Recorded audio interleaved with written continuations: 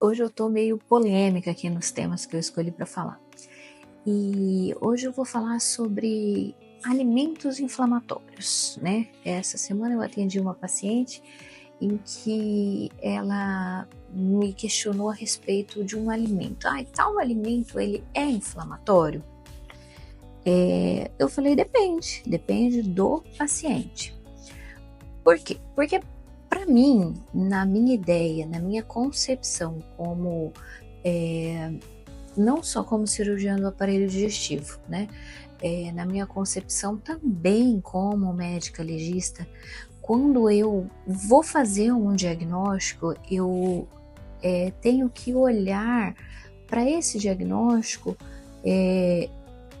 objetivamente. O que é a inflamação? A inflamação é encontrar células inflamatórias naquele lugar. Então, quando eu digo para o paciente que, por exemplo, o leite é inflamatório, eu digo para ele que quando ele ingere leite, aquele leite vai desencadear uma reação inflamatória no intestino dele, com fatores inflamatórios ou com a presença de células inflamatórias, que se eu fizer uma biópsia ali, eu vou identificar uma inflamação. Na minha cabeça é isso, né? Não adianta eu falar para o paciente, não ingira leite ou trigo ou qualquer outro alimento que é inflamatório e eu não constatar isso objetivamente, né?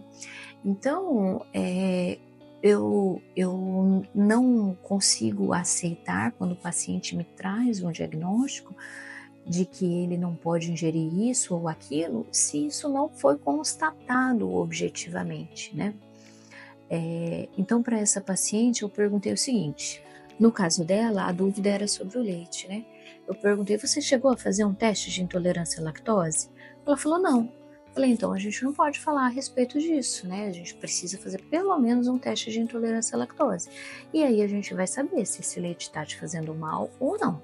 Quando o paciente é intolerante à lactose, ele ingere o leite, a gente faz biópsias no duodeno e a gente encontra ali um aumento de células inflamatórias no duodeno desencadeadas pela ingestão do leite. Quando a gente retira o leite, essas células diminuem. Aí eu posso falar que esse alimento é inflamatório. Agora, falar que todo mundo que ingere o leite desencadeia uma reação inflamatória, aí já é demais, né? Aí a gente não pode estender isso para todo mundo e fazer uma restrição alimentar para todo mundo. O leite é fonte de cálcio, fonte de proteína, fonte de gordura, né? E é importante na alimentação de muitas pessoas.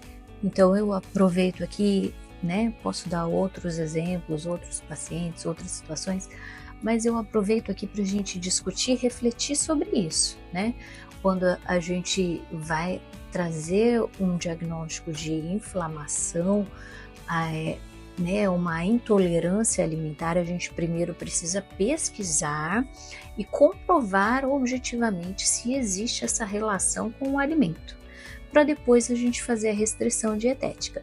Senão a gente acaba rotulando um paciente, trazendo para ele uma restrição alimentar, com ela às vezes até uma desnutrição, porque a alimentação às vezes se estende a uma restrição muito grande e esse paciente nem precisava estar com uma restrição tão grande assim, né? Então vamos primeiro comprovar o diagnóstico.